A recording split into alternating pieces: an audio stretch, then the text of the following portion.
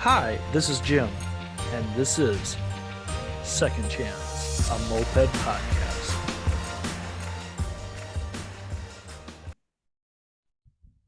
And welcome to everybody to another week of Second Chance Moped podcast. We're here, we're back, we're in the basement. I had my burrito, which made me so happy. Spring's in the air, and I was gonna lie to you guys. I was gonna not tell you my major fuck up I did. I tried something. I tried some different base gaskets and a base and a spacer, and it was all going so well on a rundown today until I heard the famous whoop. Yep, I fucking shanked a kit, but it was an older kit with a new piston, and so I don't feel that terrible about it. But I was like, I think that kit was cursed anyways. I won't get into it. It was one of my famous last year Baker's dozen kits, and I know my season's going to turn around. I already been riding this year. It's great. It was like 50-some degrees in Minnesota. I had to work like 11 hours a day, and I still had to get out and get home, blah, blah, blah. But yeah, dude, I'm so excited for like everything that's going down. Like mopeds are back in Minnesota, at least. You know, some people on the Minnesota Moped page, which is I wish there's a little more interaction on a group me or something like that here, but we'll see what happens. Maybe that'll change this year. But you know, some people are talking about getting out on a ride on Sunday or Saturday. I'm not sure, which makes me happy because fuck, I'll ride Friday, Saturday, Sunday. Hopefully, my treats order gets in because I don't know why, but I was gonna I want to put a different carb on that Grand Prix because I don't want to mess with that Gutner carb. And so I just went Polini, pull choke, cable choke, and some new reeds, and gonna send it. I gotta go. I gotta go Friday to the DMV to get up some plates for that thing. That's one nice thing about Minnesota, at least in the metro. I can walk in there with pictures, maybe a bill of sale or not, who knows, and pretty much walk out with plates that day, which is really convenient. I haven't the bike popped off, but I haven't really ran it yet, so we'll fuck around with that this weekend. It's just the seasons. I can feel it, even though it snowed this week, which was depressing. But 50 degrees melts snow pretty damn fast in Minnesota. But yeah, we're back just to the normal swing of things. No, I don't have to like keep anything from you because I had that treat sale like in my back pocket for about a month, and like everybody knows, like I love to give out the information, but if I have to keep a secret, it is what it is. I am excited to have this guest on because the more and I've been so swamped at work, and I feel bad for anybody I'm not getting back to you that quickly. I'm sorry. This individual sent me a lot of bikes he built. He was even in the Moped Rich calendar, and that's what made it all come in. Ugh. I was trying to get a good lead in for you. Why don't you just introduce yourself, my guy? Yeah, no, we won't use that one. I'm Taylor Duncan, Columbus, Ohio, hometown, and kind of got my start on mopeds here. But I've kind of done mopeds a little bit throughout the country, off when I was in college down in Georgia, in Savannah, and then was part of a group in the Dallas-Fort Worth area. Also rode a good bit with the guys in Austin. So, I mean, I'm sure I'll tell you the whole story, but know some friends around the country really, and been into it for a while and love the friends I've made. So Yeah. good. I love you wearing an old Petty Cash shirt because Yeah. I would give Jake Kane shit about it all the time because it seemed like anytime I'd walk by that guy, and he was talking to new people, I would hear him just like talking about rad stuff and mopeds, and I would automatically hear him say Petty Cash Rally. And like Jake is such a rad guy because him and I can have disagreements and we can get pretty via DMs or whatever, and we can go back and forth, and then like after a week it's cool. Like Yeah. and that's what it was like just me giving Jake shit, Jake giving me shit. It's like that's all I'd hear for a month was like the petty cash rally. I'm like, Jake, come on, buddy. What the fuck? Well, everybody knows Chicago has the best rallies. I mean, they've always been Yeah, my favorite. yeah. So I think probably the most rallies I've been to have been in Chicago. But But the thing about it is, dude, like I have had a moped drive on the back of my vehicle, drive through Chicago like 6 times. I I don't know if I want to like I like to get out and blast. Like where I live, I can get out and just fucking get out. Like 10 minutes of riding, I'm out in the country. Like in yeah, city riding to me is not really desirable. Like I don't know, I'm just kind of yeah, crazy you like definitely that. got to Like build your bike different. I mean, the stop yeah, and go kind of style, and I mean, I like a wide open stretch too. But I've kind of always been in the city areas, and you know, the thing about Chicago is it just feels like there's just this endless amount of low speed moped type of roads. You can pretty hmm much go for as long as the heart's content, you know. And Lakeshore Drive rides are always pretty cool. So I I could don't see know. that. And I Yeah, and I'm probably judging in ways I shouldn't because like I've never ridden there, man. So I yeah, you gotta got to ride. I Yeah, gotta do it. And like, hey, if Hot and Ready's has the national rally, like they said they were going to a couple years, dude, I'll be there. You know me. Like you promised me a moped rally like 6-7 hours from my house, dude. I will be there. Like yeah. it, yeah. But anyways, Anywho, Tyler, Taylor, yeah. Taylor. Sorry. No, that's all good. Here on Second Chance Moped Podcast, we go through people's moped journeys. What happened? The very first time you ever saw a moped, to, the smile ride and all that good stuff, middle part of the journey, and what it's like today. So, Taylor, let me ask you this. What is your first memory of a moped? Not necessarily getting on it, but like the first time you can conceptually remember, hey, that was a moped. Yeah, it was probably when I was in like fifth grade or so. I mean, I'm 37, so this is like late 90s, almost 2000. But Yep. kid in my neighborhood had like a silver bullet, maybe somebody that we just played street hockey with and stuff, and I always thought it was so cool. And so I was always looking through the classifieds as a kid. hmm People used to post. It's like seems so dated now, but you know, I Dude, actually, we're within a few years of each other, brother. So don't yeah, get me wrong, man. I know what no. you're talking. Like we So I had the found, home magazine and where I was from. So yeah. yeah. So I got my first moped. I answered an ad in the paper for like $100, and we showed up, and my dad accompanied me. I was 13, and I had to get the smallest of the four, you know. But like, I swear that in this garage there was, I got a Columbia Commuter as my first bike with Okay. the Sax motor, and you know, dead reliable, just something to learn on. Yeah. But there must have been some derbies in there or something, because they look like full-fledged motorcycles and hmm full size.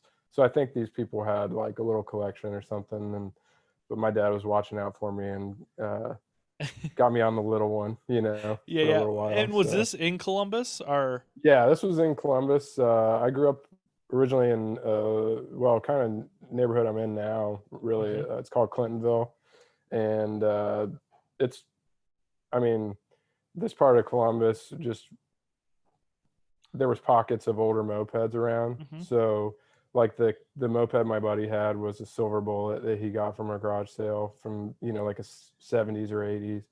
And then one of my next mopeds I found at a garage sale walking back from school. So like it's just like a lot of people that were aging out, that might have been into mopeds in the 70s and stuff, hmm were kind of letting them go around the time that I was coming of age. So it was pretty good for finding older bikes, and I didn't really kind of happen upon the newer Tomos and stuff like that until later on in high school. And like, you know, I started riding with some friends, and we my mom let me like put part of little garage bays up and tape it off in the garage so we could all wrench on our bikes and stuff. right So on. the cool part about where I grew up was that we were within a moped ride of handy bikes, which is Okay.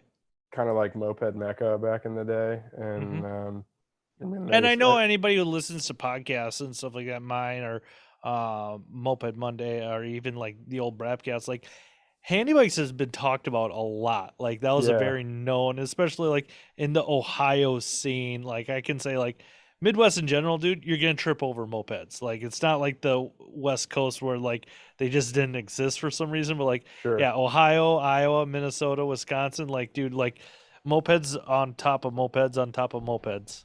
Well, BJ was a big reason for that. He was, kind of the architect of what they had going on over there.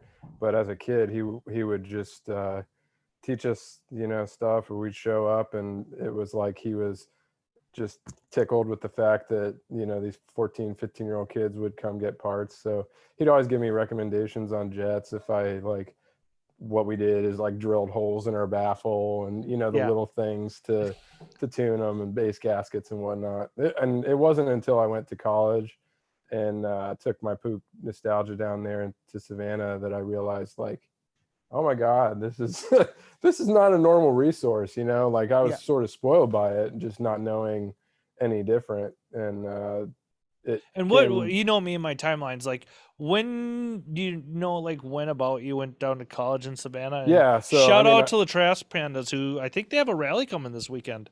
yeah, I saw that. It's going to be on St. Patty's weekend, and having lived there, I know better. Dude, But I think they're gonna find out exactly what Mono found out. They had their first rally on Mardi Gras weekend, oh and yeah, talking to Eric's like never again. Like, yeah. I mean, no. I think in theory, like it sounds like a good idea because you want people to have a Exactly. good time and everything. Uh-huh. But well, yeah, timeline wise, I mean, I graduated college in '08, so Okay. I was riding. I took my poop nostalgia down there that I had as a kid. I kind of took a couple years off of mopeds in high school and got into cars and whatnot. Well, yeah, because you're mobile and you could go faster than 40 miles an hour. Yeah, much faster. Yeah, so that was cool and I learned a lot. But the moped at school kind of it just like felt cool, but it Hmm. still wasn't really like this is in like 2005 maybe, and I mean mopeds weren't really like cool. Yeah. It was still kind of like And let dorky me and pump the brakes a little bit on you on this because you are so early on in mopeds. Like, were you? Had you discovered? Is Moped Army around at this point? Had you discovered it or well, I like? was getting on it in college, yeah. So like, Okay. I mean, I was very active, a part of the forums. One of the early OG engine builders, you could say, was a guy named Smitty. That I've heard of. Yeah. Yeah. yeah, he was down in South Carolina, I think, and he built my first kitted motor because I took my nostalgia down and didn't jet for the seat level change or whatever, but regardless, I seized it. And at the time, like I wanted to kit it, but I didn't have any experience. And my way of learning is always to like, pay a little bit of respects to the people I think are doing it right, and then kind of study their stuff. So yeah, I got his motor or got a motor built by him, and that was a total blast. I mean, me and my buddy would ride around town and ride out to the beach and whatnot. And my only riding friend at the time, like I actually met Timo down in Savannah, like well before he was ever part of Swoops or anything. Yeah. Yeah. I We was. rode. I don't know if you know about his accident. Yeah, I heard about it. I haven't Oh, talked to him in a little while, dude, so I was standing right there. oh man, It yeah, was and like somebody coming who was like in a moped accident, like I fucking like burst right into tears. Like I like, uh, "Bleh!" Like yeah, dude, that guy's is super rad. Me and him have chit chatted a few times. Like super, just awesome gypsy spirit. Yeah, yeah. yeah, he's cool. So like he was one of the only moped people I knew while I was down there, but just I would ride with my buddy on his Yamaha R1 and me on my moped, and they both had like a all black with red pinstripes on the wheels. Like his was like a Raven edition, so it looked like the nostalgia. So it Hmm. was like this hilarious juxtaposition of power. And we'd ride out to the beach, and like he just would crack up because he would never get questions about his motorcycle, but people were always like, "What is this?" About the moped. And yeah, that was a blaster for a And while. what were those turning for speed back in the day? Like, and I understand, I like, had a topped out at 53. dude, that's moving. They're like, Yeah, it was pretty good. I mean, it was geared for stop and go, 1845. It was Polini with the Estoril. Started out as a Bing 15, but then in my version 2, I did a Mikuni VM 16 okay, and a power dynamo ignition, and it made a big difference. yeah. So that was like a revelation to me, and I've kind of been a Mikuni guy ever since. But I felt like I was experimenting with Mikunis, on this stuff. Maybe like before it was widely accepted, you could Well, say. But you're early on in the moped world, and you're still around to talk about. It's like, yeah, you were a forerunner. I'll give you credit because and somebody will come in and say it, but like, you're one of the first people doing Makunis. Like, yeah, whatever, dude. Like, not the maybe first, but maybe like, not ever, but we'll say like no, at no, no, least but maybe like, on a Polini or something yeah, like that. but like a Polini slide too. car, like a round slide car. Yeah, dude. Yeah, that was around. And the 16, if you see them around, they're a lot less common now, and usually a VM 18 is the smallest you see available, and I like those a lot on bikes too. But I was yeah, having this discussion with somebody. Those came on something. The 16s came on something weird. It was like, and I'm not even gonna try to remember what bike those dirt bike those came on originally, but like it was uh, just an oddball dirt bike. Is originally like where you would see them at.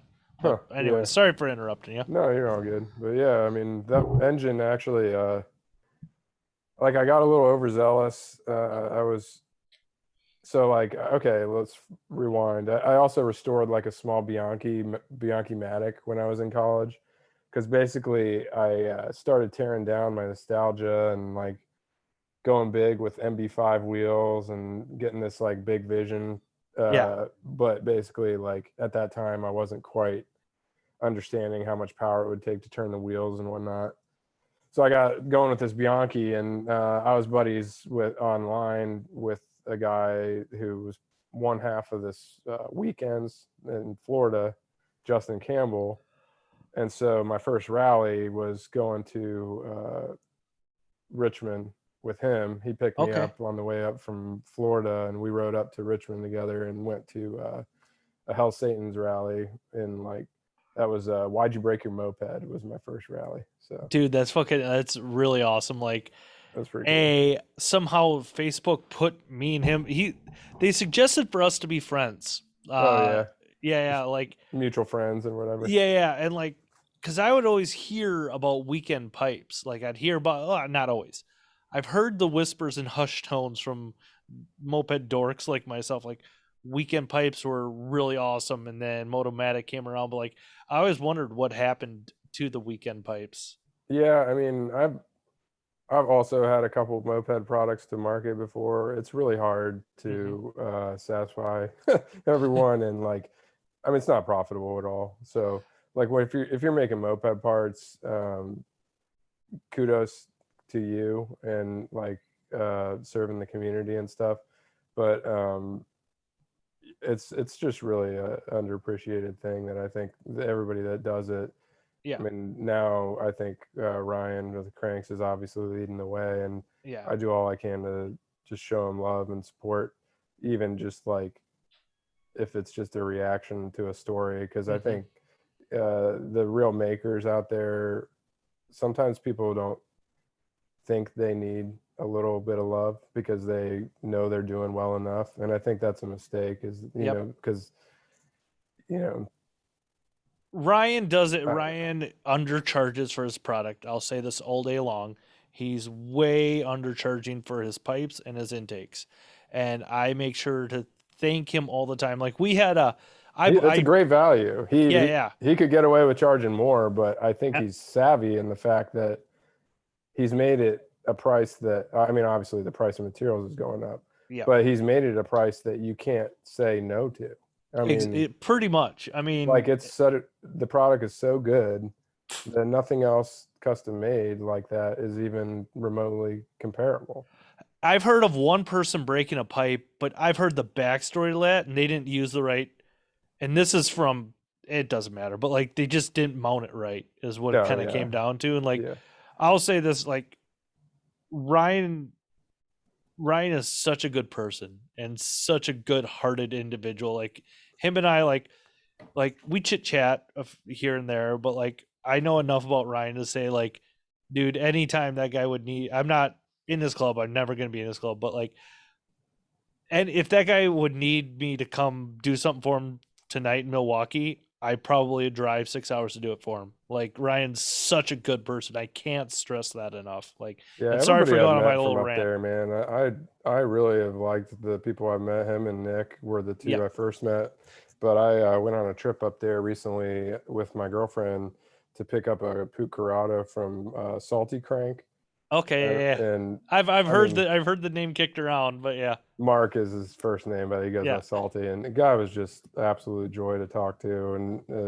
like these are the kind of connections I enjoy making. It's just people who are, just like humble collectors and Yeah. enjoy what they enjoy and enjoy, sharing it with people. So he was I really want to go up there and do just a tip or whatever that ride That's, because he hyped it it's, up pretty good and it it is, it's pretty, it's, looks pretty. I think a lot of it is a nice ride, but like you're just with moped people all weekend, and like you're just ride. It's about the little bit of the party, but it's about the ride, and like that's Yeah. what's so awesome. And that's actually the first time I met Ryan was at the tip, and like he did something kind of foolish, but I don't drink, and I had my 6 pack of O'Doul. I'll drink O'Douls now and again, and like I had my O'Douls sitting on the back of my bike.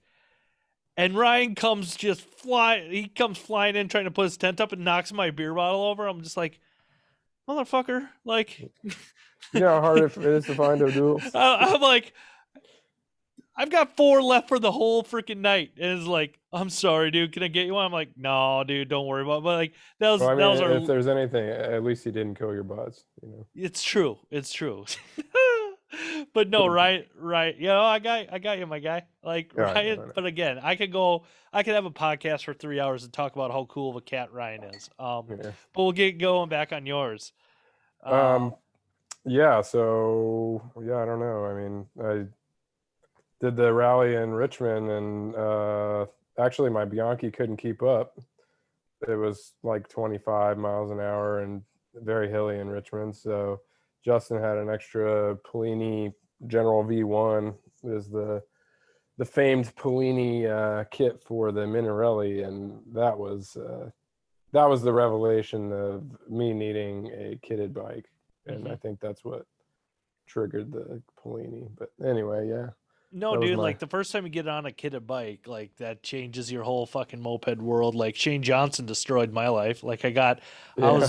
was riding like stock hobbits, like, and then I went to Braptails and got on his black 83, and I was like, and I didn't know anybody from anybody from anybody, and I got on that thing and like I probably gave it half throttle, and dude, it was just a simple DR on a Proma, and Mm, like I was like, oh my god, this is the greatest thing ever, and like yeah.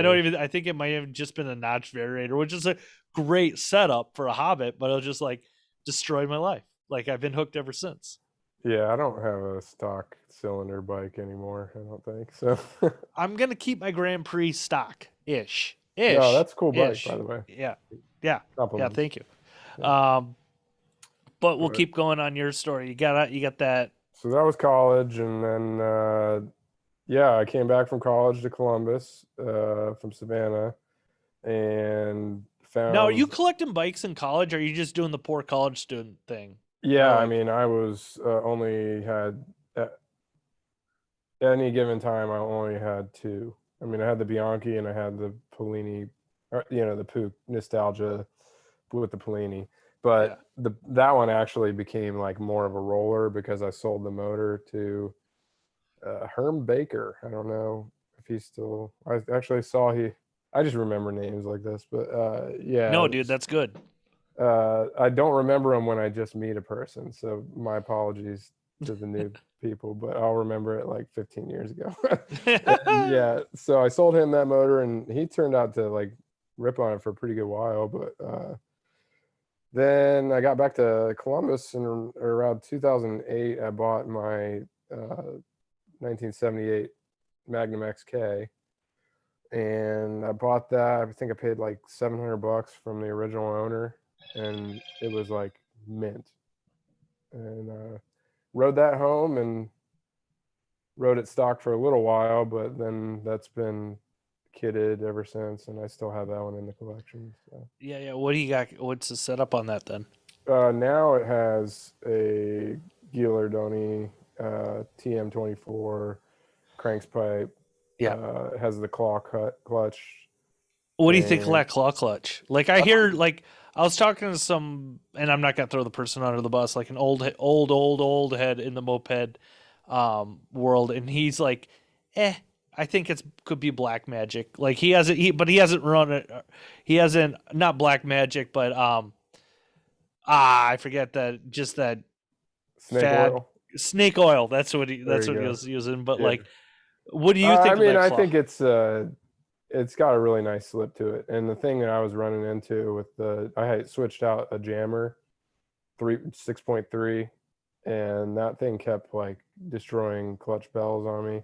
Hmm. So anyway, like the jammer was slipping so much, I would kind of lose the grab when the pipe would hit.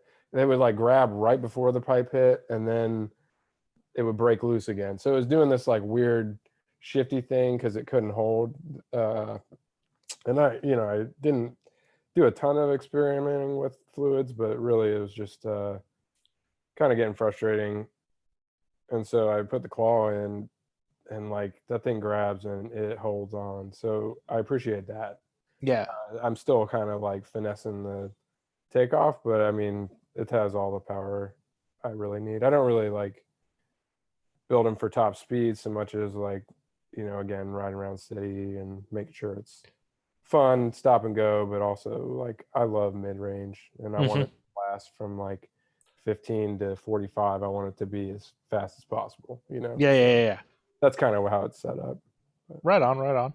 yeah.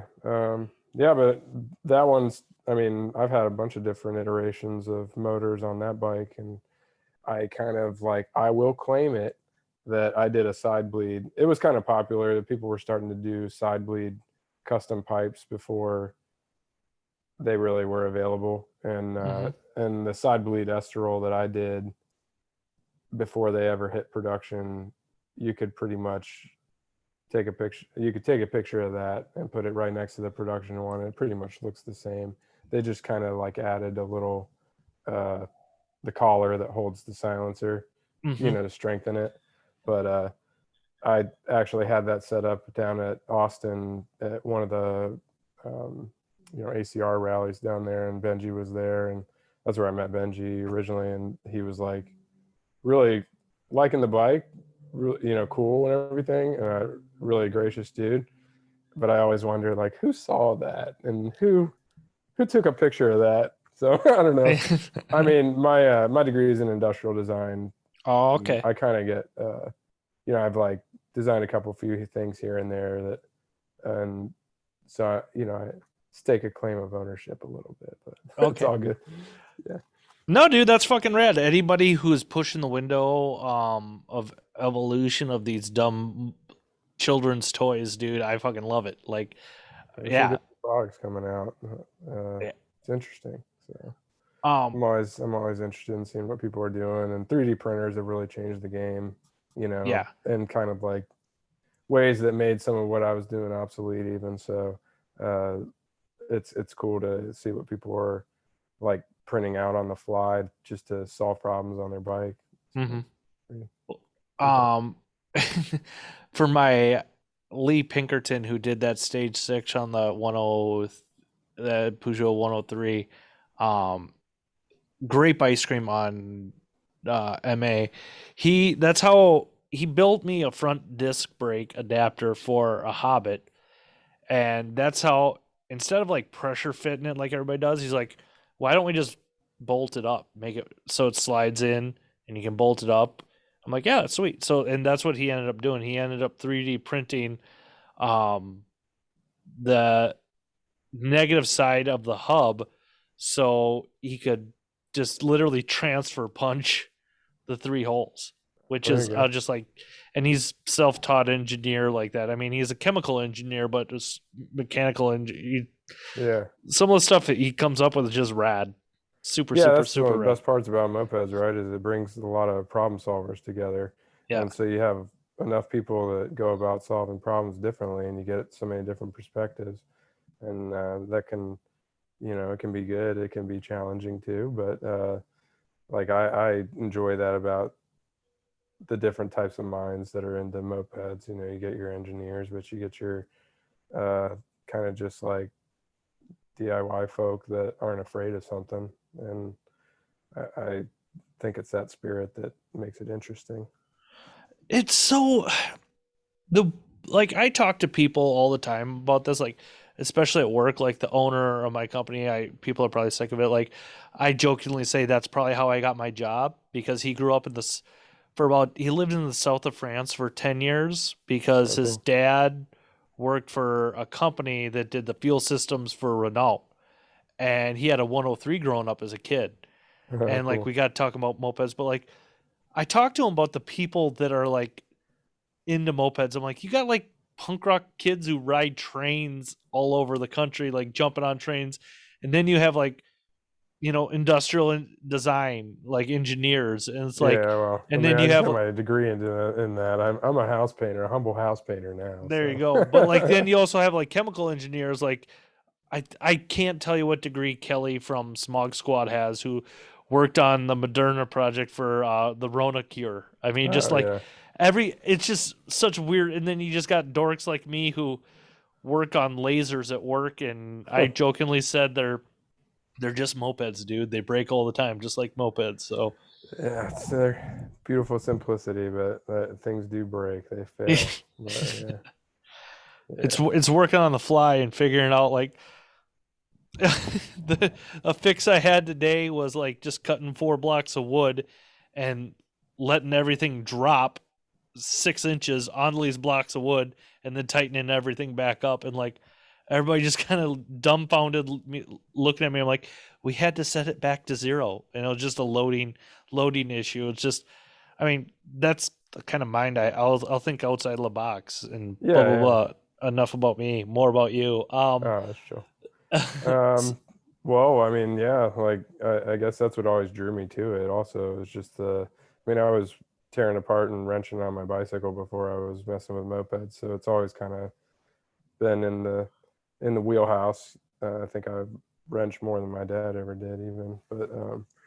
But yeah, we kind of were like self-taught. Like BJ taught me a lot as a kid, and gave us the service manuals and whatnot. But we would use like the little original service manuals to tear them apart and stuff. And I kind of got into it a little heavier, I guess, like when I moved to Texas and I was in the Dallas Fort Worth area and actually like had a group that we could have called a gang, so to speak.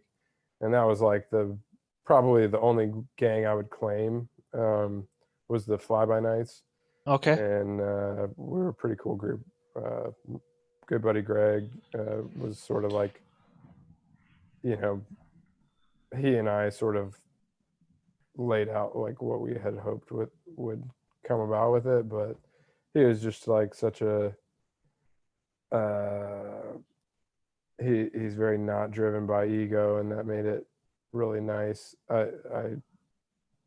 I'm always excited about this stuff and always trying to push myself, but I mean, it's actually for me, it's really like I want to push my own limits and make the prettiest, fastest bikes I can, not to outdo anybody but myself. And I know that sounds like a cliche, No, but dude, like, that I totally agree with you because I only can compare myself to myself. And like I can't worry about what the next person's doing. And I'm sorry for interrupting you on that part. yeah, Yeah, I mean, I it's just really identify with you on that. that's cool. I mean, I think that's kind of like in the healthiest environment. That's kind of how everybody should be. That was the healthiest moped club experience I ever had, because I just felt like we all had the same just good nature about us. Like nobody was really like trying too hard. It was just really like some friends that like to ride. And I know that always becomes like what people say, Mm-hmm. it's just mopeds, and it's kind of Yeah. like a shield for like other motives. But I mean, yeah, it was a good gang. And so I went down to Austin for a little while just to try that out. And I even, mean, it is Texas. I mean, come on now. yeah, I mean, I had to try it, and I love Texas. I like Dallas more than Austin, believe it or not. A lot of people hear about how amazing Austin is, and how that's the only place in Texas worth going to, is what the outsiders, liberals, think. But I mean, uh, Dallas is really like a world city, and Mm-hmm. the culture there was just so cool. I rode my moped everywhere. Um, you know, met a few people that rode at the time, but not really. Like a friend, Maya, who I met in Dallas, she's like with out west now and rides with like the Land Squids, I think. Right, And right so on. I've kind of Oh, picked no, up. what? She was on the podcast. Oh, I think she might have been. Yeah, Yeah, yeah. Like, no, Maya. no, no. Like, Maya's a fun, gypsy, Yeah. crazy So person shout out like to the rest Maya. of us. Yeah, Yeah, she hit me up like in Dallas because I was the only person on Moped Army from Dallas, and just kind of like hung out for an afternoon, But it's Did cool you how you trade her a can. bike or help her work on a bike or something? No, I wasn't. I try Okay. not to do. I mean, like I've helped people work on their bikes and everything, and like I've done that. I try not to do it so much anymore, unless it's like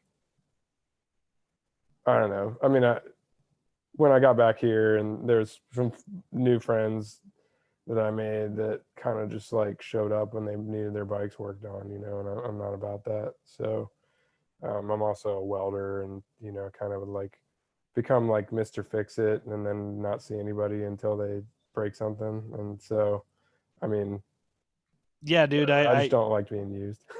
So I, I, I got one buddy who like he'll show up on Thursday, the ride night, and like he was always really classic for, oh, can we work on my bike quick? And finally, I just like, no, like I'll help you work on your bike, just not on ride night, dude, because like yeah, it's never gonna go right. I don't know, like. no, I mean, and usually I don't really have the best answers for people when they ask me like, do you think it's this? And I mean, I don't really know how to diagnose a bike unless I built it, to be Mhm. honest, because I kind of just, when I build a bike, I go through everything, and I don't leave like a stock, I don't know, mini part to fail. I just don't use stock Bings and tune them for a kit, So I won't be able to tell you what atomizer you need for your 70 kit when you're using a Bing 12 or whatever. I don't know. I just um it's hard. Yeah, I don't know how to explain that without sounding like annoying, but I normally No, just dude, kind of it like, totally makes sense because like I'm not gonna throw him under the bus, but somebody who I know who works on mopeds for a living, like, has gotten to the point now is like I at the point where I only work on bikes I've built. Like if customer brings in a bike, they want me to work unless I built it, I'm not gonna work on it. And like yeah. that's okay, right on. Like I mean, it's easier, I did do a Tomos. I don't really do Tomos very often, and I don't like wrenching on them just because, like, if I did, then everybody would ask me for help. But like my girlfriend, I helped her build a bike a couple years ago, and her sister has always dreamed of having one. So then she wanted one, so we found her Tomos for like, I want to say like $350, I yeah, think. you're in Ohio, dude. Like you trip over 300 between Yeah, $100 and $300 bikes, dude. Midwest, we trip but over like them.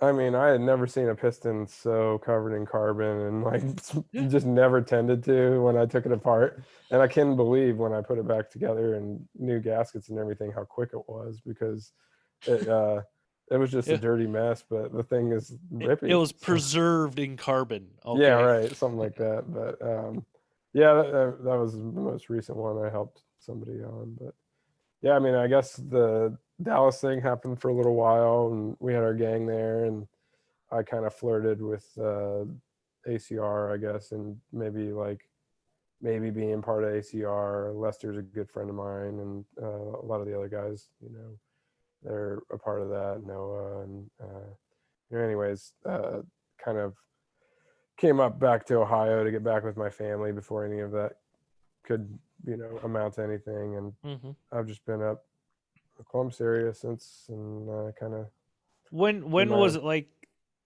for moped people around Columbus?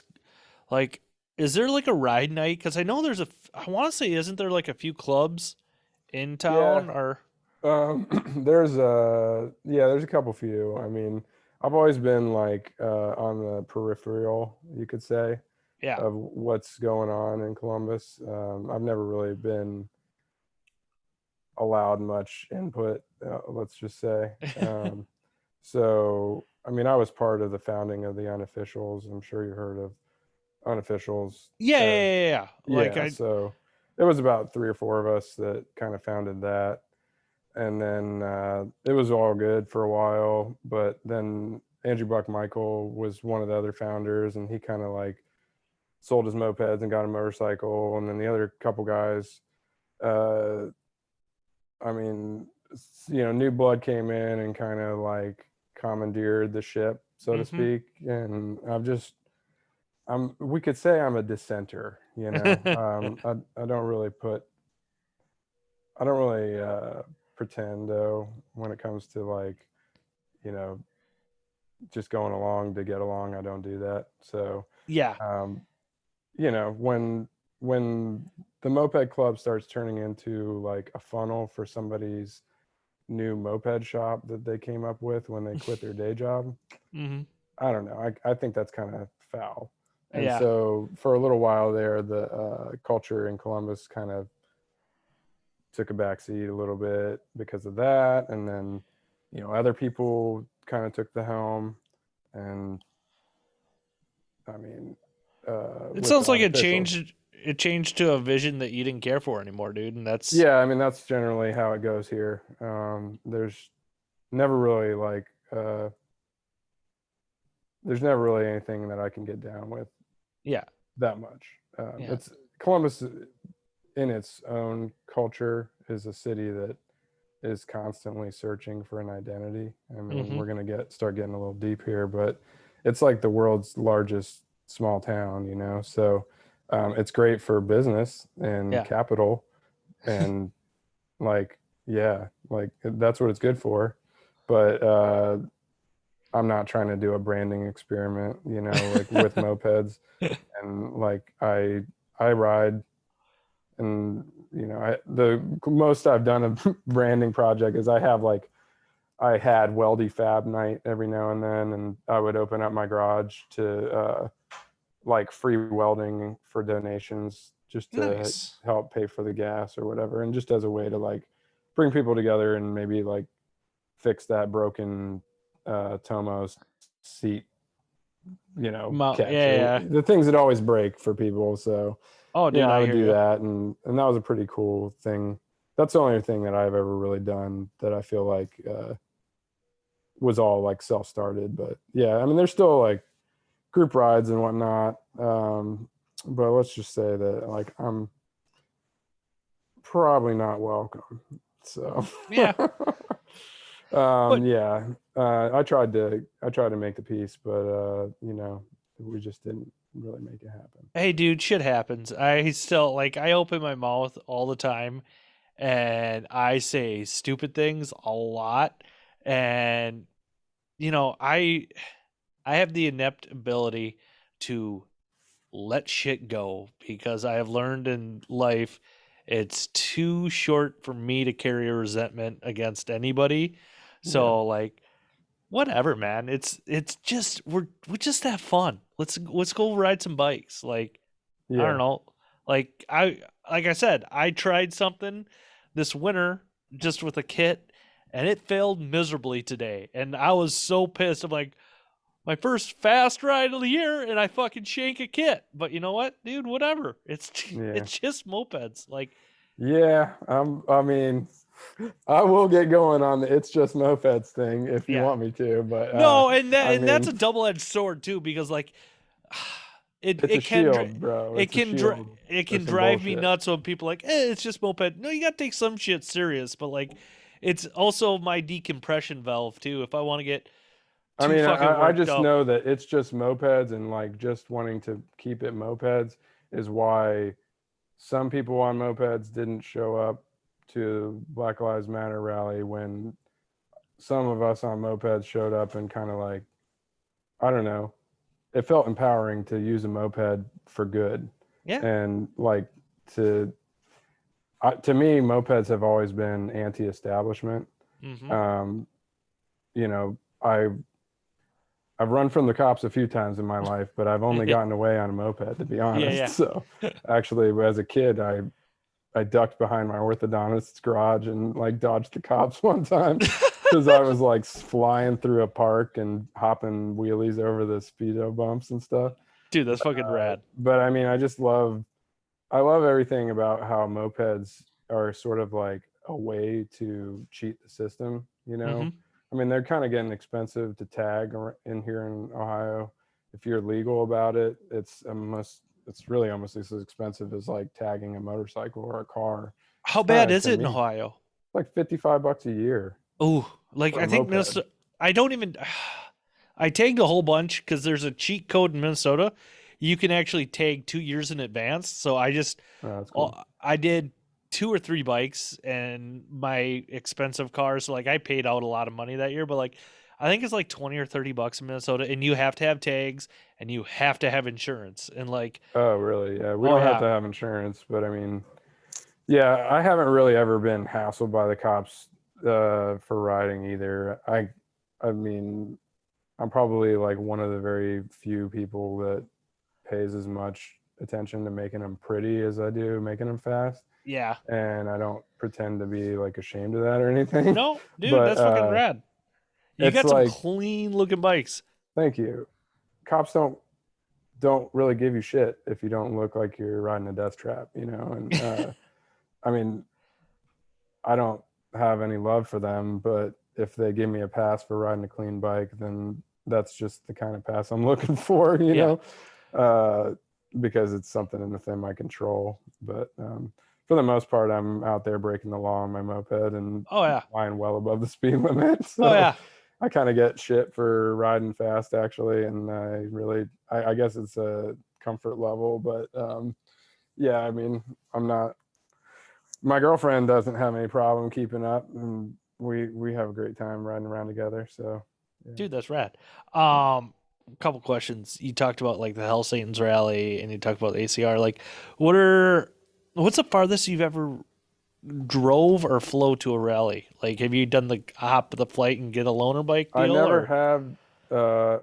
Well, so I mean, technically, probably the longest I drove was from here when I was on my way down to move to Texas. I went to a rally in St. Louis, okay. and that was with the IRE Okay. way I've back. heard that's an old club. Yeah, yeah, yeah. Yeah, so like Tom Bramer was in it. He's probably like the main person I stay in touch with if at all. But it was just so cool, man. They had like a compound. I've never seen where it was like a wall around this property in the middle of the city, and the guy had like a field of Volkswagen buses, and I got to spend the night sleeping in a camper bus by myself. It was like a fairy tale. It was Yeah, crazy. dude. So I'm driving down to Texas with a Puch Magnum in the back of my sedan, and I get to stay. And I borrowed a Motorbicane Le Moped, the black and gold one for that rally.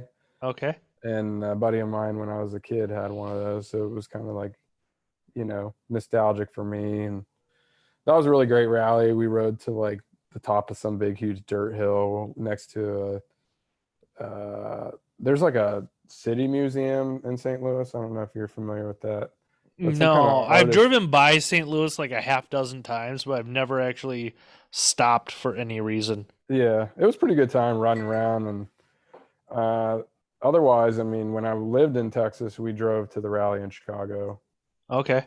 and that was, I want to say, Barbecue, Who or was who's putting that one on? Was that that was Petty MCR? Cash. Oh, that was Petty Petty Cash. Cash? Okay. Yeah. And then, I mean, the shirt here is probably from Retirement Party.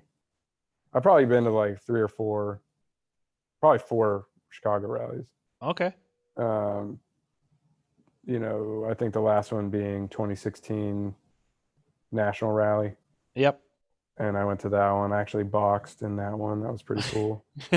So, yeah, I How'd you think I do won. boxing? It was a win. Yeah. Nice. Um, but yeah, I mean, I think, they said it was the best fight of the night, and Oh, I didn't have to ice my face the rest of the night, so I don't know. there you go. Tough guy. Yeah, I mean, it was something I had wanted to do for years, like going to that rally, like getting your adrenaline up when everybody's doing it. Yeah. I, I mean, I had just broken up with a girl I'd been, like codependent with, and Yeah. so I was like spreading my wings, and I was like, "Fuck it," or I don't know. Are we allowed to cuss on this? Yeah, dude, swear as Okay. much as you want. I don't get enough Yeah, YouTube I mean, I was follows to standing hit that. there like, "Fuck it, let's," and I waited until they needed a challenger, and I was just like, all right, let's go. And it was exhilarating. I probably wouldn't do it now, given the lack of proper insurance. It's not too smart in risk management, but it's something, I could say I'm now like, you know I did it. So There you go, my guy. yeah, So you hit those Chicago rallies. those are Was probably, pro- yeah, good ones. so Go ahead. was that boxing one? Like, what's your favorite rally you've been to? uh Man, I don't know. I mean, favorite. I mean, they're all It's hard kind to of beat your special first in their own. rally. Yeah. Yeah, I don't know. I mean, that seems magical. Looking back, is that one. Yeah. Uh, the one I came up to Chicago from. It's probably one of the Chicago rallies. To be honest, I mean, they're Right always my on, dude. favorite. But we throw some good rallies with the unofficials here in Hmm. Columbus. We had two before it sort of like dissolved, and but I mean, we had this campsite that was actually like a performance center. I guess they had like come camping of the Juggalos or something at this thing. Like, Nice. it's like some kind of like big venue with a stage and everything. Yeah, yeah. But one of the guys that was part of the group at the time had a connection and was able to rent us that for the weekend. So we had a pretty good run there with that place. And my buddy Johnny Two Stroke would bring his wood fire pizza oven and make pizzas for people on the fly. Dude, You that's can so pretty much fucking like red. pick your toppings, and he would make your pizza for you right there. That's It was so beautiful. good. Yeah, yeah. It was a good That's time. red. We gave away a couple really beautiful raffle bikes too, like bright green Vespa Grande, and that one didn't run very well, but I painted it, and It's a that was raffle about it. bike, people. Okay. Yeah. The other one was like, we have this guy, Chris James, here in town, who he's also in the kind of like creative space, Uh-huh. and he manages a lot of like, I guess you could say like promotional material type projects for limited group and other corporations around town. Okay. So like he was working on some, they do like, it's called like vacuum plating, but it's like a plastic chrome.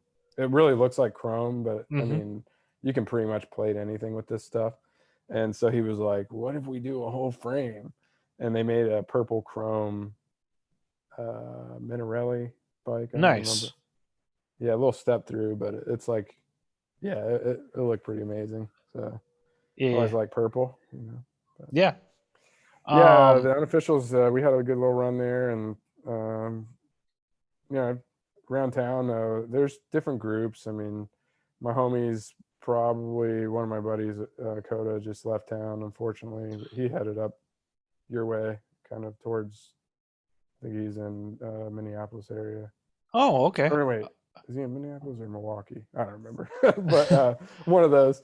But like, Well, I'll get a hold of him, tell him to get on the Minnesota Moped page, dude. We're yeah, always, yeah, he's probably taking a little time off of the mopeds. He kind of had some bad luck with them here. eh. Just like his bike being, he was like always working on everybody else's bikes. Kind of one of those things. Oh yeah, Super smart dude, very capable wrench, and anyway, but they kind of started this. There was like a couple years ago, there was just like so much energy with mopeds in Columbus and new riders and people we never seen getting bikes, and it was like really exciting there for a while for me. And then everybody started making groups and branching off into groups and kind of making in and out. And so these friends of mine, they started the Cat Piss Moped Club, and it's sort yeah. of just like a joke. I mean, Yeah. but yeah, I'm not really trying to be part of any group that will have me, so to speak. I mean, yeah, me and my girlfriend are kind of like our own little crew, but I'll ride with anybody that's happy go lucky and Yeah, dude. actually like you know chill. Yeah.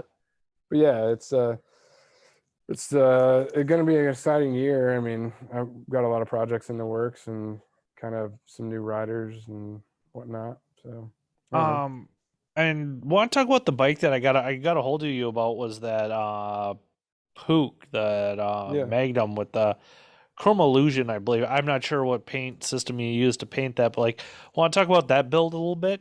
yeah, love to. That's kind of like the what I call like like full flex. Yeah. I was still working at an industrial design firm at the time, and I was a prototype and finishing specialist for them. So, like the new Craftsman line of tools that you see at Lowe's, like I prototyped that in the shop before production. So we would do a lot of like pre-production models and whatnot. So I had what you would consider a moped rider's playground. I Mm-hmm. had access to, like end mills, metal lathe, vacuum forming machines, 3D printers, laser cutter, pretty much anything you need. And but my job was to do the finishing, so I really was like at the top of my game with paint work at the time. And so yeah, I kind of chose that paint job after doing spray out cards of probably like 10 or 15 different colors and not being able to decide. And that is it's called Solus is the name of the color, and it's a pearl from a company called Did Spade. Okay. So it's not powder coat, it's No. paint. But Who that owns it? Because I mean, not to interrupt you, because that it's still something that halfway intrigues me is the painting world. Is that a water-based paint or was it a oh solvent? no, no, no, that was a custom mix. I actually mixed it. But I'm saying, like, what's the what's the chemical makeup of it? Like, cause like, is it a solvent driven? Is it a water based driven paint? Oh, it's Or solvent for sure. Yeah. okay, Oh yeah. This is automotive yeah, clear coat, like catalyzed clear on yeah, top. okay, But and it was automotive base coat.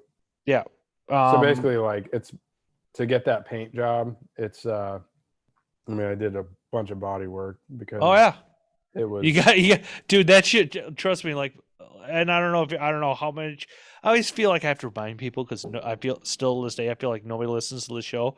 Like Yeah. my family, we were a tester for Oh yeah. DuPont for the Chrome Illusion product, and it was a Okay. like Kevin, who's like a big brother to me, and the guy is so awesome. He finally got out of automotive work.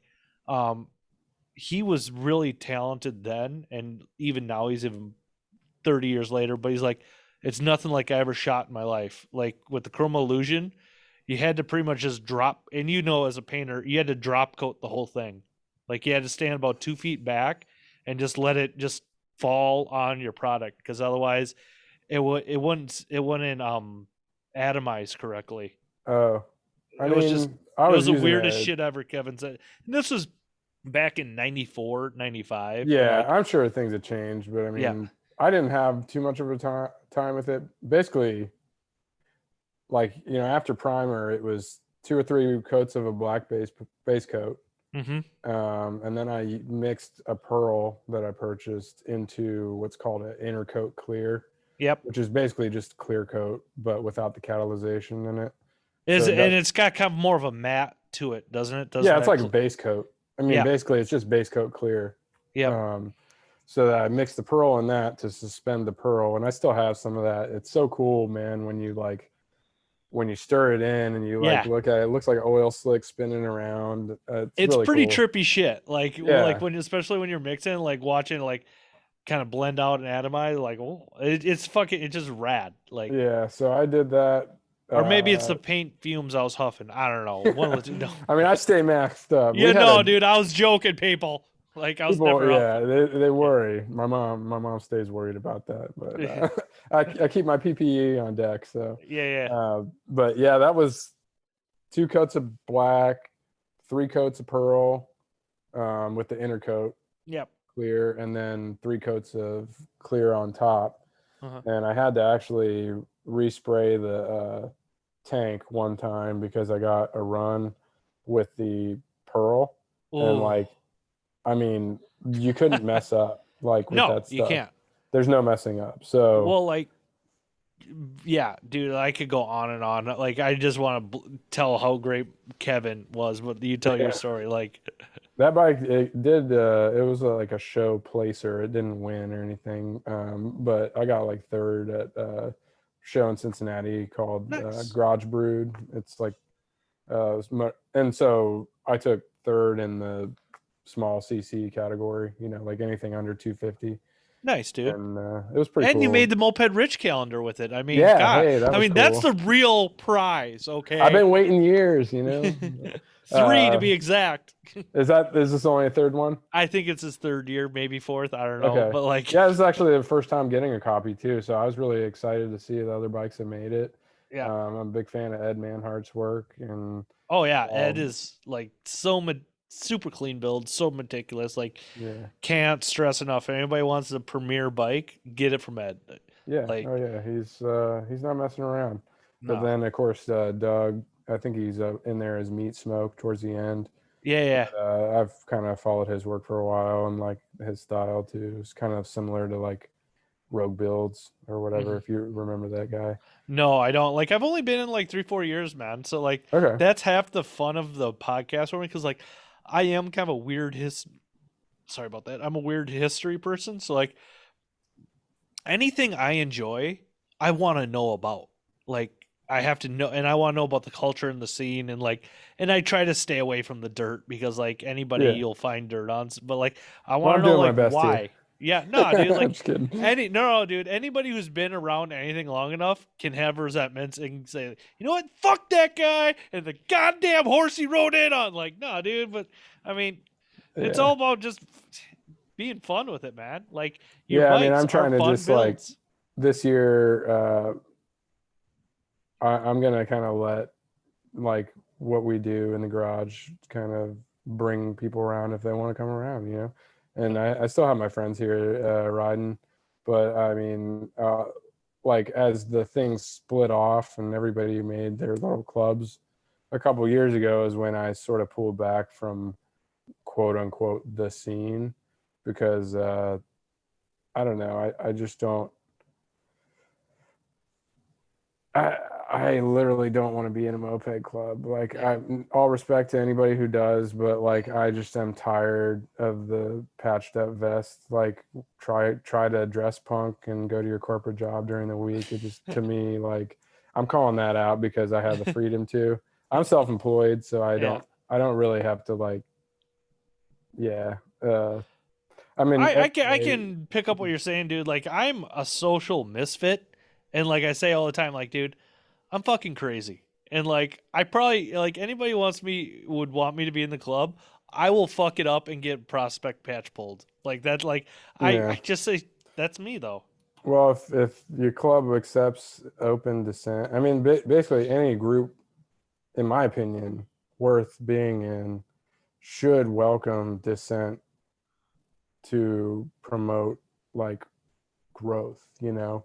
And I just haven't found that in mopeds. I find that there's like a like toxic positivity to like, you know, it's just mopeds, because it's not just mopeds when you're hoarding like 50 bikes. Like there's something else going on. You know what I'm saying? But yeah, that's why I don't know. I try to keep other hobbies going on too, to keep things fresh, so that way I don't burn myself out on mopeds alone. I think that's a recipe for disaster. But Oh yeah, yeah, there's the fine balance of life, dude. Like, and I have the addictive personality, so like I have limited myself to maximum of 10 bikes. yeah. I mean, Like that's like a good it's a good that's the move max, though. and I have, and that counts the two that are show pieces because basically I don't have room in my garage for them. I mean, I that's feel what it you. came. That's why they're in my basement. Like I don't want to have. I've got like a 1950s. There's a two-car garage, but there's, I don't know how you get two cars in my garage, but Yeah, so like I've got 5, 6 bikes up there right now. I got these two. I've got. I mean, I could for get a couple of more, years but though. That's you're picking them up quick. That's well, I have a thing for hobbits, so like somehow like I've got 3 hobbits in there. I've got a Grand Prix of Vespa, so that's 5. I've got yeah. my boss's Motorbicane, that's 6. I mean, yeah, these two, yeah. I mean, like, I mean, the thing about having peds is like every Joe Schmo that's trying to get rid of one in their garage will be like, "Oh, you like mopeds? I have this moped." And yeah, so I think that's what kind of leads to people accidentally having more than they might set out to. yep, And anybody that has a shop has probably found that. But yeah. um, I'm somewhere similar to you. Like it's definitely under 10. I probably have like 7 or 8 tops. And But like, I have to tell myself no. Like, I'll see a deal. It's like, nope, you have bikes you need to work on. You have projects you have to do. You yeah, don't get to have that. Like, that's where I am. Yeah, I mean, like I'm actually for the first time building some bikes to sell, yeah, just to kind of cut the numbers in my garage, because I recognize that like the money would better be placed somewhere else. So I kind of set a goal, and I'm gonna, like we've got goals of maybe someday owning a house. So yeah, like, I'm trying to like pay down a little bit of debt, and I'm building some bikes for the first time to sell, because people have always asked me like, "Do yeah, you sell these? Can I buy it?" yeah. And I've always been pretty like sentimental about my bikes, and It's hard, dude. Especially like I get sentimental about stock bikes, and I can't yeah. imagine like the bikes you build and like just how clean and how awesome of a job you do. Like, Oh, yeah, thank you. I no, mean, like I I got, put a lot yeah. into them, but Oh yeah, and you yeah, won't see your money out. You'll see some money, but like, yeah. I mean, actually, like, because of collecting for years, and years, like I've tried to be as close to the even line as possible. So, if it means that like when I bought my Batavis and I decided to motor swap it, I I put up the original motor for sale and found somebody that had a Batavis that needed parts. So like, I'm not always out here trying to make money off of a bike no, or anything, but I definitely do what I can to break even, if it yeah, means welding up something for somebody, or whatever I can do to keep my money out of mopeds. I do that, but I yeah, recognize some of my credit card debt is definitely from treats orders, and that's why like selling some bikes is what I'm doing to pay off. But it's amazing, because like to finally spend the time selling, or like building them to sell, it actually has, for the first time in several years, kind of freed me to have fun with the building and not feel pressured, yeah. because like I have taken on projects for people where I felt like under the gun to get it to them in a certain amount of time, or I'm there with you, my guy, because like back to that boss, he told me, he goes, if you ever find a blue motorbike, I want it. I'm like, Yeah. and it was when I was going out to get the Grand Prix. I'm like, well, you know how I said I was leaving out east to get a bike? Yeah. I showed him the bike I was getting. Look at that in the corner. That's for sale. He goes, get it for me. Yeah. So, So now you got to but the work on that. problem is, like, I drug my feet all winter, and like, he paid me some money for it. He's like, here's some money. I want it running. I want it. And like, I'm just That's like, the I'm not trap, getting, man. yeah. Well, I go to him. I told him last week, I go, I want to give you your money back. He goes, why? I go, I'm not going to have it done. And I don't want to feel like I don't mind owing a corporation like my mortgage or like a few Yeah, $100s on a credit card. I don't mind, but individuals, I hate owing money to. Hate it, especially my boss. And I'm like, no doubt. because I don't want to feel like, he goes, Jim, I tell you what, I'm not going to gain any money like that sitting in the bank gaining interest. It's not going to make me any money. He goes, I don't care if it takes a year. Just get the bike done. He goes, Let's see, it the does. people think you're doing you a favor and giving you all that time, but like Dude, it's gonna be next spring. The bike isn't gonna be done. I'm gonna be I thrashing know on it. I know. the worst thing you can do is tell me take your time. Yeah. I mean, if you don't want your shit back, tell Yeah. me take your time because Well, fuck. I The have tank. ADHD. Yeah, dude, the tank was so like I bought it and like the guy cleaned it out and he probably did one coating of evaporust, but like when I got it home and actually cracked the thing open, I saw a little bit of rust in there. I'm like, uh-oh. And then I finally cleaned it out. Oh my god, dude, that thing was just a Yeah, pig. It was just that's never rinse fun. after Yeah. rinse after rinse after rinse. Makes That was you a appreciate a top tank, right? oh no, dude, fuck that shit. I want a Hobbit. Give me a Hobbit. I can Uh, remove my tank. oh, well, I suppose you can on the Hobbit too. I don't really mess with those, but Yeah, variation I over came everything, baby. close to putting the Hobbit drivetrain on a HS50 Batavis, Okay, yeah, the dude, that would have the been awesome. small top tank, but it was just a little small for me, and I Hmm. ended up parting it out, and Yeah, whatever. But shit happens, dude. you know, You talked a little bit about this year and the future for you and mopeds. Like, do you think you can get out and do some rallies this year? Like, it's starting to pop yeah. off. Like, I mean, yeah, we're obviously stir crazy like everybody else. yeah, yeah. It was cool to like go up north and even just visit Salty and talk mopeds last year, but I definitely am itching to hit a rally or whatever. We had thought about doing Nashville, and I'm kind of still toying with the idea. You should.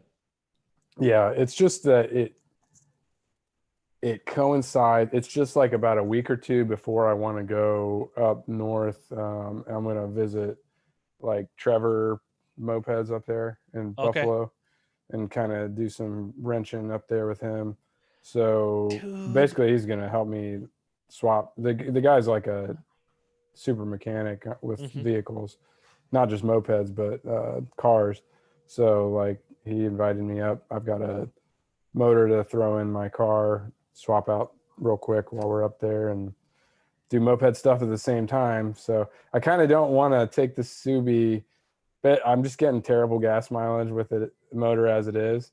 So Dude, that's happening in my Subaru right now. Like, and I don't care. I'm only getting like 20 on the like that's like, highway. yeah, I'm like 22, and it's just even on the highway, I'm at like 24 at the best, 23. Same here. And I'm thinking it was the winter, dude. I'm good. That's what I'm gonna blame it on. Like the yeah, winter. maybe, I don't know, I used to get but like low 30s with it, so I don't know what the hell. really, Like, yeah, but yeah, I've got my Volkswagen CC, which that thing I went out to the zero swap meet a couple weeks ago. oh yeah, $60. That's all it cost me to drive from nice, Minnesota to Ohio, and I pretty hate that good. I have to do it. But getting that Easy Pass was the greatest thing I ever did to go out east. Yeah, I definitely have a ticket that needs paid that has to do with like that trip up north.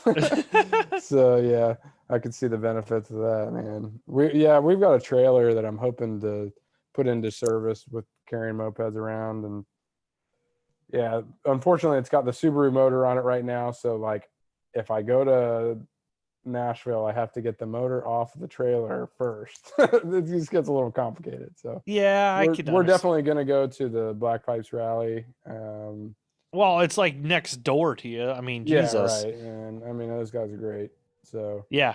Uh, I knew a few of the black pipes, but I got to meet some of the other ones at the Zero Sweat meet, which made me happy because like you just hear about people like just that they're rad guys and like yeah, like and they lived up to it. They're shooting guns off like little BB guns oh yeah, at they're having target practice at like midnight on Saturday, which was hilarious.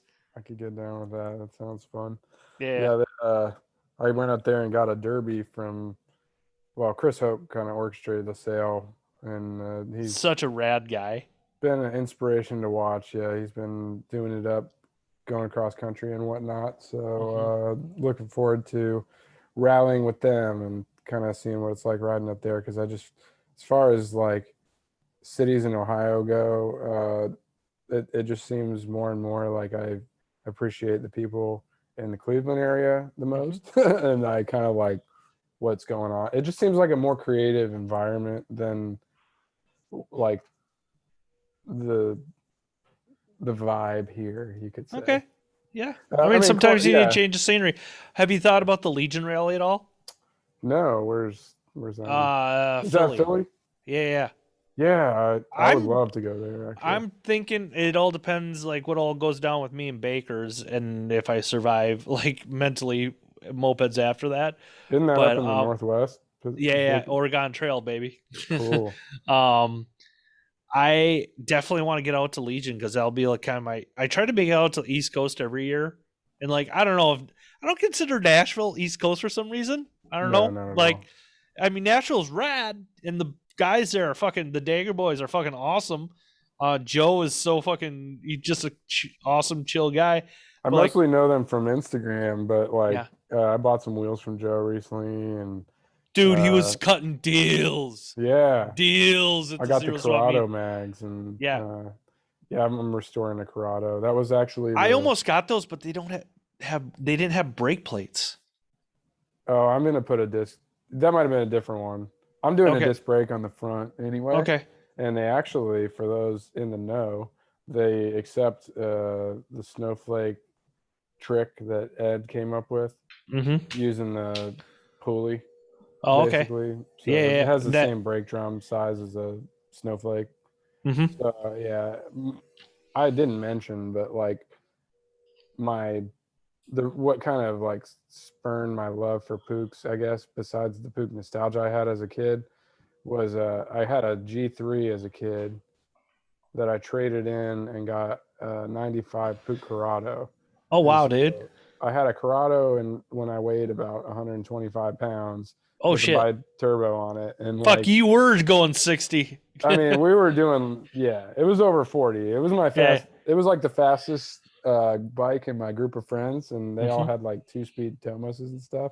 Mm-hmm. And they were like, why is this, but I sold that to a friend who cracked the frame. So like every moped Oh. I sold got destroyed by the next owner. And little Dude, did that I just know tells back, you your timing's perfect. right? Your Yeah. timing is I mean, I perfect. guess, yeah. Yeah. But yeah, I've always had a love for the Corrado stuff, and so like I was so happy to get one finally. And Salty gave me a hard time for like driving so far to get it, but they're just harder and harder to find now. Did you get Complete. a deal on it at least? You don't Yeah, have I to say the mean, number. it No. was good. You There know you go. what? I pay like I'm not pretend to be like money bags around here, but Yeah. I pay like what I think a fair deal is, Yeah. and like Eh, I happen to be friends with the infamous Avery that's here in town, here in mm-hmm. Columbus, and people And give him see, a you know lot what of the thing shit, about it but is? I don't know any of the drama, and I don't care to know any of the drama well, because then I don't. Because again, it's it's something that happened that didn't involve me, so I don't give a shit. Like, let me give you the shorts on the psychology of it all. Is it's always like a little bit of like call somebody something that you may be feeling at odds with yourself. So, I mean, like he's catching hell from one person in particular that on Moped Army on the regs for his pricing that is totally fair. mhm. And I mean, if you're, I just guess I find his pricing fair because I value the stuff and I'm a collector. Yeah. but we've always been able to work together to find something that's like amicable. Yeah. So I don't know. Um, but yeah, I mean, that was actually probably my first group ride was riding with Avery, Lou Lanning, who actually is now out in Portland. Okay. Lou Vanning, I don't know what he goes, but Louis, he does the van life thing now, and Nice, but dude. he's a Columbus mopeder that. So we had a group ride from Handy Bikes before I went to college, and that's how I got the Bianchi that I took with me. I bought it from some guy that was there, but it's just like some of these people are still around, and Alex and Avery are two of them. I don't know. It was just kind of like I'm right in the middle of the winter though. We rode like in the snow. It was Oh pretty yeah. hardcore, and Yeah. BJ got such a kick out of it because he was like, "You guys are crazy," and Closest I ever got to riding in the snow was like about 3 weeks ago when we had a 40-degree day. yeah, My street was just snow covered, but the sidewalks weren't. And I knew all the roads that didn't have any snow on them, so I rode on the sidewalk till oh I got to nice, the main road, and then I rode for about 20, 30 minutes. But yeah, yeah, that's pretty funny. I've never actually ridden in the snow, but when I was commuting to work on the other side of town for 1 year, I had a free spirit that I built that I made the intake for it, and it actually iced over oh on the wow, ride because the condensation on the outside of the intake from the hot motor air or whatever, it yeah. made water condense on the outside of the intake, and then that froze over. So I like Instagrammed a picture of my iced over air intake or intake manifold 1 year. It was pretty funny. I've seen them frost up, but I've never seen them ice over. Well, that's what That's I mean. yeah, Like it was like completely frosted, yeah, and I was like wearing coveralls over my clothes just to stay warm. And yeah. tune for the 30-degree weather, and you can still rip through the winter. Yeah, yeah. Yeah, that was probably one of my favorite bikes. I don't have a free spirit in the collection anymore, but I do love a Pook free spirit. There is something about those, like the free spirits. They are a rad bike, like, and the Pook I have behind me here, like, Hoarder. I dubbed him Hoarder Eric, and he kind of ran with the name. Oh, I've Um, seen them go by yeah, that. Yeah, yeah, he's a good kid. Like, don't get me wrong, and he's not even a kid. He's like 35. I thought he was like this 20-year-old forever, but fucking Eric. I would buy a cheap Pook and I'd look at my garage for like 3 weeks, and I basically got sick of rolling it out to work on stuff. And I just hit him up. I'm like, Eric's a sucker. He'll buy it. And like, eh, honestly, I think I made off of Eric $30 selling bikes because I was just like, who do I want to sell it to cheap that I'm not gonna get hassled? Like, because if I put it yeah, up, I'm gonna get hassled. Eric, I knew would come and buy it, but like he hit me up as soon as he saw I bought another Pook. He's like, "So when am I gonna buy that from you?" Never. Like this one's just gonna sit here until I get good and ready to do something with it. Actually, now. yeah. I bought a really cherry Pook Maxi a year or two ago that I thought was going to be like that, but I ended up letting it go when that Derby became available because I was Yeah, like, hey, I can't keep them all, yeah, and yeah, yeah. I'm not selling one of the Magnums, but And yeah. Jared from the Zeros probably isn't getting a snowflake back anytime soon because he Oh, you borrowed that? I borrowed it to get it home because he's like, I don't know where the wheel is. It's on another bike. Just take the snowflake. Bring it back to me when you come back next time. Jared, you're gonna have to find me. Actually, I think I've got a set of 5-star mags. Fuck! I just remembered I promised somebody I'd buy.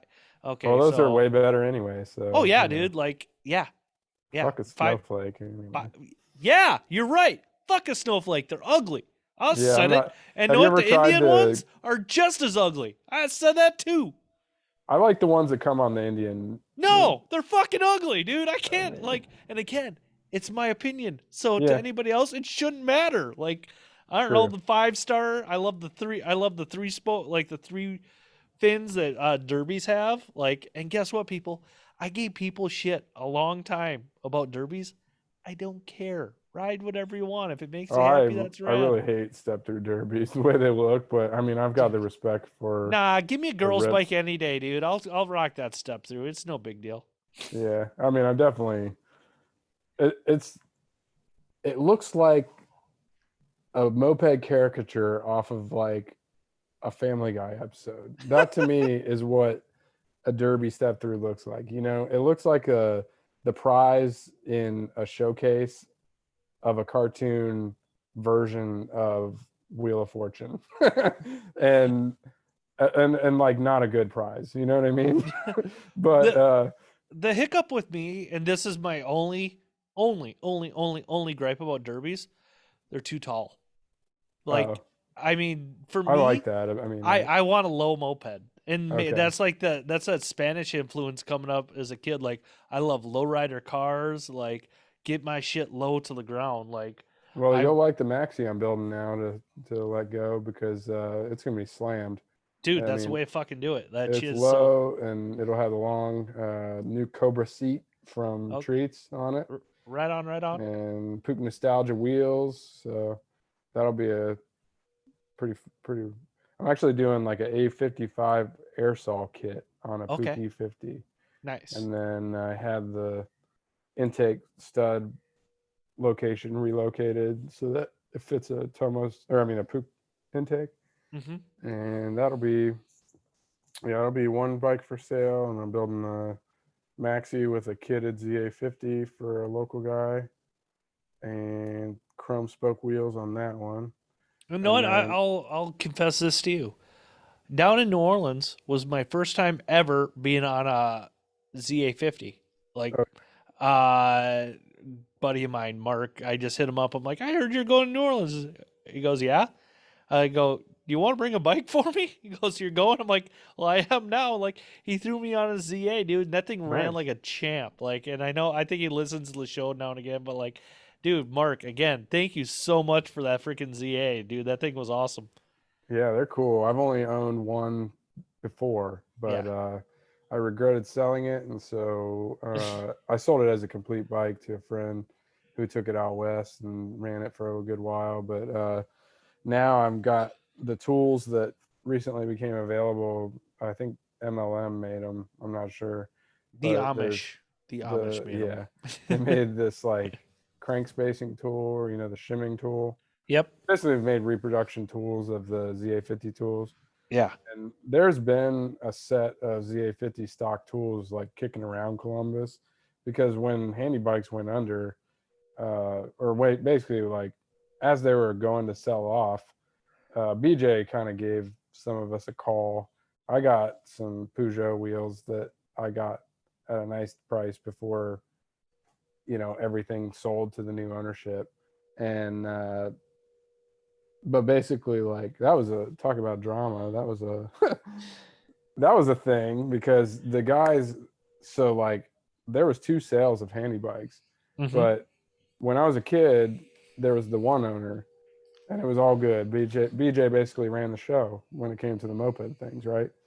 But then when I went to college and just after college they sold to this new guy who was a total jerkwad. I mean, Yeah. like he had Bike Biz as his license plate on his like car, but he basically bought the bike shop as like a treat to himself to like. But he seemed like kind of loosely connected to organized crime because Uh, the people that he hired for mechanics. And I worked in a different bike shop around town, and I would hear people coming in to my bike shop being like, "Yeah, I had my bike in there for service, and it came back with lower spec parts." So they were like switching out people's stuff and putting like crappier parts on their bike. It what? was so skeezy, yeah. Yeah. So then Howard was his name. He was what a jerk. Uh, he literally like when you would go in and show respect to BJ, it was like he got offended because he wanted to be the man. Mm. Wanted to be the man, but he realized he couldn't be as long as BJ was there. So he kind of just saddled BJ with all this BS work in the back and tried to keep him like out of the limelight. Yeah. The And limelight of mopeds. Yeah. yeah, I mean, but like at the time, like this was when I was sort of realizing that people were getting hip to be with handy bikes because the bandits had come up from Kentucky and Yeah. visited and picked over the parts. And so BJ had like a poster in the back with had Nate Bandit and all the other bandits on there. So that was like kind of a revelation. But yeah, anyway, Howard sold the stuff to 77, and Dan reached out and like was like, hey, you can help us load up the trailers and get some parts if you want here and there for your help. Well, it turned out in between the trailers coming, Howard's guys were selling like Derby engine cases and shit for scrap to the Oh, scrappers. geez. So they were taking like prized moped stuff to Yeah. the scrappers. And because one of our dudes was friends with the scrappers and told the scrappers, anytime you see a moped thing, give me a call. And he goes by Scrap Master. It's Matt. Yeah. Shout out to Matt. He found out about it through his grapevine, and then they actually like sued. I mean, it got ugly because the stuff was paid for. Yeah. And it was inventory that was paid for, and it's supposed to go to 77, and instead these like criminals were trying to unload it for pennies on the dollar. And Yeah. who knows how many like high Oh, yeah. or like rare cases got melted down. It's kind of sad to think, but yeah, anyway, that was Handy Bikes. It actually is a hustler store now. Nice, dude. I mean, Yeah, one I addiction. mean, it kind of like mopeds, makes sense. It's dude, full circle. Full The circle. guy Howard, well, yeah, there's the connection to 77. I mean, hustler, I don't know, it all works, right? Yeah, a porn. What? Yeah. No. Wait, we're gonna not talk about the terrible. Anyways, so Anyways. But yeah, anyways, this year, I don't know. You asked me about this year, and I guess it's just the goal is to kind dude, of you like, gotta come down to Nashville just because we're thinking that's gonna be the huge rally of the year. it kind of Nobody seems like it. like, I know there's a contingent of people. When I say contingent, there'll be more than 4 of people coming from Minnesota. Like, I'm going, dude. Like, I've already got like, that's gonna be my spring rally. Then Baker's dozen. Like, that's just what I'm gonna do. I'm taking off from work Thursday, and I'm gonna drive through the night. I think I might crash at a buddy's place in Nashville. Who's a not camping even rally, right? yeah, but like Thursday night, Friday morning, and he's not even from Nashville, so like, which is kind of weird. Who is? Anyways, Right? like, No, I'm just kidding. I mean, isn't that one of those transplant towns where everybody's from everywhere else? well, his stepmom lives there, so like, it's kind of one of those deals. But whatever.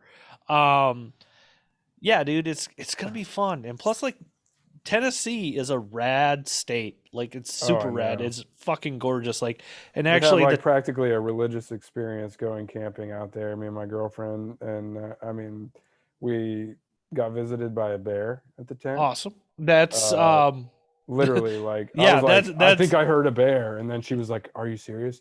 And I'm like, "Shh," and then we totally heard it again, just like, like it was creepy. But yeah, it's timber rattler, scorpion, and a very rare. Okay, we're trying spider. to encourage people to go to the rally. Now you're telling about all the fucking things that are gonna kill people. Yeah. We actually hiked in like 10 and a half miles or some crazy amount, like just to camp backcountry. And it was the first time I've ever done anything like that. We carried way too much stuff and everything, but of course, wouldn't take it back for the world. It was dude. it was so cool, and I love Tennessee. Like, I would live there for sure. Yeah. So it'd be interesting to see that rally for sure. I don't know what it would be like to ride around there. I've only once visited and only really kind of did the like cliche, country bar thing, and yeah, I'm sure. Well, dude, it sounds like you're going to Nashville now. I know. Right? Yeah, I need to make it happen. So yeah, dude. I'm getting tired, and I gotta be up. Hey, it's cool. Work for freaking 5 a.m. because we actually have a technician in from Tennessee, and yeah. So with that, I want to have you on another time. We'll talk moped stories and all the dumb things we get into. I can't think enough.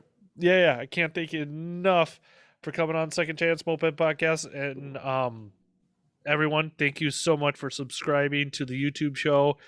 I still can't believe that that's a thing. And I can't think. I got suggested to some new editing software that it will no longer have a watermark on there. If anybody knows from Jessica's show, Tyler, I can't thank you again for coming on Second Chance Taylor. Moped. God damn it! I fucking No, it's okay. It's been happening to me since kindergarten, but yeah. it's dyslexia too, so I can barely read it the way it is. It's good. I can't Jim, thank you appreciate you. enough for coming on. You and your girlfriend always have a place to stay in Minnesota if you want to come up and play mopeds or just see the Twin Cities. Yeah. Again, thank you again for coming on Second Chance Moped Podcast. And don't forget, mopeds are dumb. Bye bye. Yeah, but